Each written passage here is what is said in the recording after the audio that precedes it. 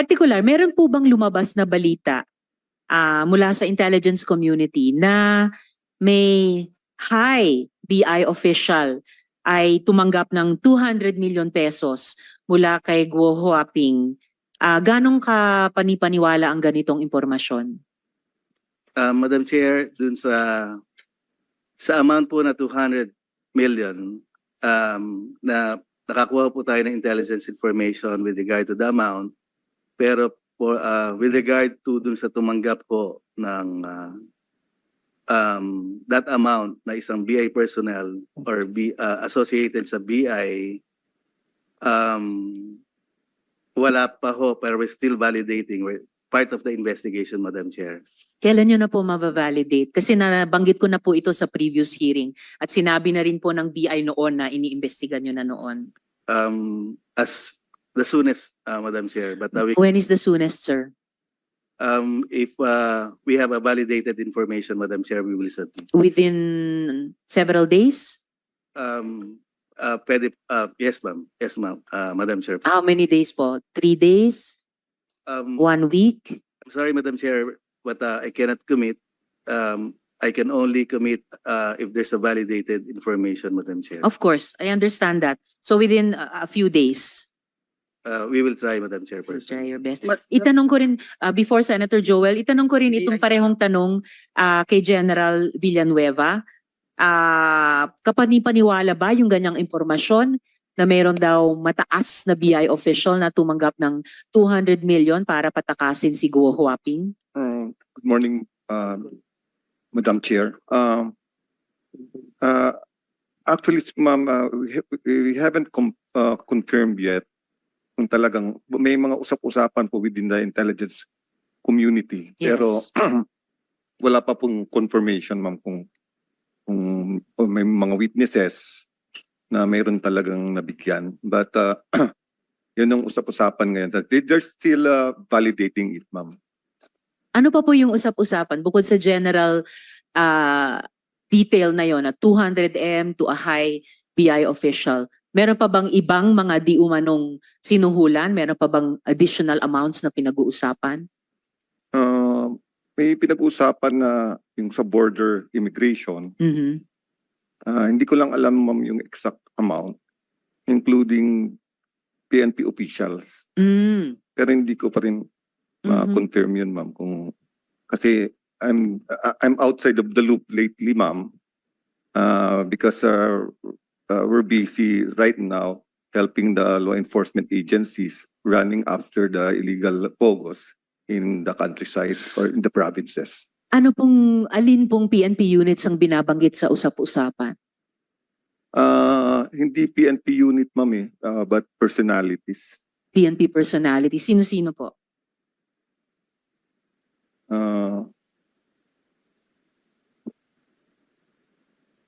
I think it was mentioned the former chief PNP. Which one? I don't know, ma'am, but former chief PNP daw. Wow. Alright. Salamat, General Villanueva. Sino pong resource person ng PNP dito? Yes, sir.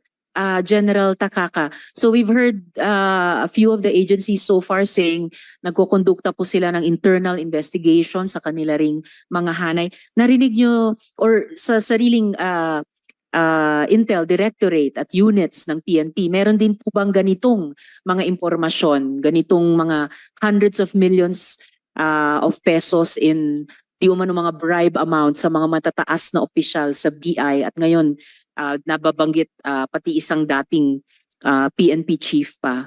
Sa inyo pong investigasyon, ano pong lumalabas, General? Good afternoon, Madam Chair. For the part po ng PNP, so far po wala po kaming report with regards po kung may mga nasuhulan na PNP personnel. But despite of that po ay yung aming pong intelligence community ay tuloy-tuloy po ang kanilang pag-coordinate sa ibang agencies para malaman kung may mga PNP personnel na involved, then we will file the necessary case po kung may mga evidence po kaming makukuha, Your Honor. General, I'm almost disappointed. Dahil sa isang naunang hearing, kayo ang naunang institusyon na nakaalam na nakatakas na sa bansa si Guo Huaping. Kayo lang yung nagsabi, August 14 pa lang alam nyo na at August 15 sinabihan nyo ang BI, whereas all the other agencies then said August 19 lang daw nila nalaman nung nag-manifestation ako, na parang sa Senado pa umaasa ng Intel ang ating Intel agencies. I cannot believe it and I don't want to believe it. Kasi pag ganun talaga ang state of Intel natin, kawawa tayo sa mga susunod na panahon. So sir, earlier, the PNP resource person in an earlier hearing also said, may internal investigation kayong ginagawa. Wala pa bang bunga yun? Especially about a very important issue like corruption of high officials within the organization. Yes, ma'am, yung report sa amin na nakatakas si Alice po is coming from the Interpol po, ma'am.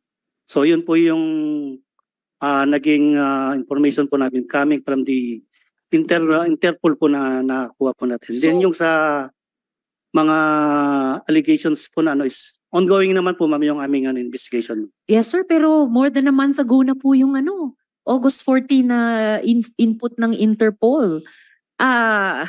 So really I'm shocked. And PNP widow po ako, alam nyo naman. So may expectation ako sa National Police natin. Well, thank you General, but PNP has to come back with more than that sa komiteng ito. Kami, ginagawa namin yung aming trabaho in terms of investigation in aid of legislation, but patapos na rin po kami. Step up na dapat talaga ang law enforcement. Salamat General Takaka. Before I recognize Senator Joel, balik lang General Villanueva, you mentioned a former chief PNP. Mula sa intel nyo, anong klasing tulong, aid o assistance ang pinrovide nung taong ito? I don't know the exact ma'am kung anong provide na support. But yun lang naman na nabanggit sa amin sir, but hindi pa na-confirm yan ma'am kung talagang nagbigay or binigyan or tinanggap or may witnesses. Yun lang po ang naririnig namin sir within the intelligence community, but I'm out of the loop po kasi lately ma'am hindi ko din ma-confirm yan ma'am kung ano. I understand General, pero just to be clear, bahagi ng usap-usapan sa Intel community na a former chief PNP ay on the take kay Guo Huaping. Tama po? Yes ma'am yan, pero hindi ko din ma-ascertain yan ma'am kung kanino galing yung report ma'am. It's just parang rumors lang within the intelligence community. I think they are validating it right now. I even went to Nika last week, but there's no information about it ma'am. Salamat General. That's all well noted. Pero dun sa usap-usapan na vine-verify pa ng buong Intel community, kasama din ba sa usap-usapan na itong alleged former chief PNP ay tinulungan ng kahit sino sa mga kasalukuyang government officials natin sa usapin ng pagtakas ni Guo Huaping? Wala naman ma'am. Ang parang usapan dun ma'am, parang nasa payroll, yung monthly payroll ever since. It gets worse and worse. Kanina, bad enough yung magbayad di umano ng daang milyong pisong suhol para makatakas ang isang Guo Huaping. Even worse kung historically may monthly payroll. Attorney Magno, sa NBI po ba may ganyang mga anggulo rin tinitignan ang bureau, yung suhol pati sa isang dating chief PNP at yung monthly payroll pati sa mga government officials? Madam Chair, lahat po yan ay tinitingnan po natin, but at this moment we cannot comment on the investigation and intelligence gathering that we are conducting. Since sa binubuo po naming pag-backtrack at pag-iimbestiga ay kasama po namin tinitingnan niya, Madam Chair. Last on the list for today, dapat sana si Senator De La Rosa unless gusto rin ninyong sa susunod na hearing na. But ngayon, Short lang. short. All right. You have the floor, Senator De La Rosa. Thank you, Madam Chair. Alice, si Wesley Go is your brother. Am I correct? Opo. Ngayon, there is an information na magkasama sila ni Wang Ziyang ngayon somewhere, kung nasa Hong Kong or sa Singapore ba. Are you comfortable with that information? Na magkasama silang dalawa? Sen, honestly, wala po akong idea po. Hindi ko po alam Hindi, kung magkasama I'm po not sila. asking about the idea. Okay, being your brother, itong si Wesley Go, komportable ka na magkasama sila ni Wang Ziyang doon sa ibang bansa? I assume po hindi po sila magkasama. Hindi pa ako comfortable po. Granting magkasama sila. Komportable ka, hindi? Hindi. May we know the reason why? We are helping you here. Opo, sorry po, I refuse to answer po. Hindi ka komportable. Po ako comfortable po na sabihin po. Pero hindi po ako comfortable po na magkasama po. Magkasama sila. Okay. Thank you. Next question, Alice. Kung hindi ka na-aristo sa Indonesia, anong next plan mo dapat? Halimbawa, hindi ka pinakialaman ng Indonesian authorities. Anong next plan mo? What's your next move? Supposed to be your next move. Actually, honestly po, Sen, nag-uusap po kami na uwi na po ako dito sa Pilipinas. Uwi sa Pilipinas. Aharapin ko po at magpapaliwanag po ako. Wala kang plano na umuwing China? Ang plano ko po ay bumalik po dito sa Pilipinas po. Dito po ako uuwi. How about China? Were you entertaining the thought of Wala going po. to China? China, wala po. So from At saka Senator De Indonesia, La Rosa, if I may, sinabi mo, Kuhuaping, balak mo sana, gusto nyo sana bumalik dito at magpaliwanag. I highly encourage you to do that during this hearing. Magpaliwanag hanggat kaya mo. I think you know what I mean. Senator De La Madam Rosa. I am just, I'm just asking this question because I was entertaining some conspiracy theorists putting forward the theory na itong si Alice Go ay posibleng isang sleeper cell agent ng China na pinadala dito sa ating bansa. Well, yun nga kaya ko tinanong kung gusto niyang next move niya from Indonesia is going home to China kasi the safest place for a sleeper cell agent is to go back home. Yung home base niya. Safe na safe siya doon sa China kung if indeed she is a state agent of China. Kaya nga tinatanong ko, so wala kang balak pumunta ng China? Wala po, before po nangyari po yung sa Indonesia po, nag-uusap na po kami nag-uusap po na consider ko po talaga na ang next move ko po ay babalik po ako dito sa Pilipinas. At saka magpaliwanag. sigurado Senator ako, De La Rosa, hindi- bago kayo magpatuloy, acknowledge ko lang yung pagdating ni Senator Bong Revilla na kasamang magtatanong sa susunod. na Thank you, hearing. thank you. Senator De La Rosa. Kaya siguro ayaw mong pumuntang China dahil involved ka ng Pogo. Siguradong katay ka sa gobyerno ng China pag umuwi ka doon. Dahil galit na galit ang gobyerno ng China against Pogo. Am I correct?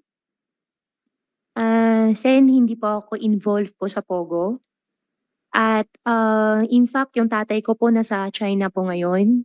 Kung kami po, Whether you like it or not. Okay, okay. kung kami po ay Whether you involved like it po, or not, sana po, hindi naman po, hindi naman, tama naman po kayo na galit po ang Chinese government po sa Pogo. And I galit think, nga, galit nga. Opo. Kaya kung pupunta ka ng China, talagang katay ka doon dahil galit na galit ang Chinese government sa Pogo. hindi po yan ang reason kung bakit di pa ako pupunta ng China. Ang reason ko po, babalik po ako dito sa Pilipinas at magpapaliwanag ako dito at haharapin ko po kung ano man po yung mga aligasyon po. Correct. But you cannot remove the fact that ikaw ay involved sa Pogo. Whether you deny it or not, kaming lahat dito naniniwala talaga na involved ka sa Pogo. Kung mag-insist ka, you can tell it to the Marines, not to the policeman. Okay. Next question. Merong sinabi si General, wala pa ako dito kaya, General Villanueva, retired General Villanueva, na meron daw isang former chief PNP receiving a monthly payroll from you. Pwede bang malaman kung sino itong former chief PNP? I'm concerned because I am a former chief PNP. Baka mamaya, merong lalabas na script dyan na si Bato ay tumatanggap ng pera galing sa'yo. Wala pong ganun pong nangyayari. Sigurado ka? Sigurado po ako. Wala pong Kilala ganun mo ba nangyayari. ako? Nakita ko po kayo in person nung andito na po sa Senate po. Before that, nag-meet ba tayo in person? Never po. Sigurado ka? Sigurado Kahit po. selfie. May selfie ka sa akin? Selfie, I think wala po. Kahit nag-cruise mo lang tayo sa isang mall, nakita mo ako. Hindi mo ako nakita sa isang Hindi mall? po. Sigurado ka? Sigurado po ako. Ay siniguro ko lang dahil baka mamaya may lalabas na script dyan na ako yung former chief PNP na tumatanggap sa iyo ng pera. Klaruhin ko lang ito. So General Gonzales, pwede malaman from you kung sino yung former chief PNP na sinasabi niyo na tumatanggap ng monthly payroll from Alice Go? Your Honor, I don't have any confirmation, but I'm sure you're not the one. I think so. Thank you. Thank you if I'm not the one. Yun lang, siniguro ko lang. Thank you, General Villanueva. Thank you for that information. Alice Go. Marami akong question pero Madam Chair, pero baka... Ha?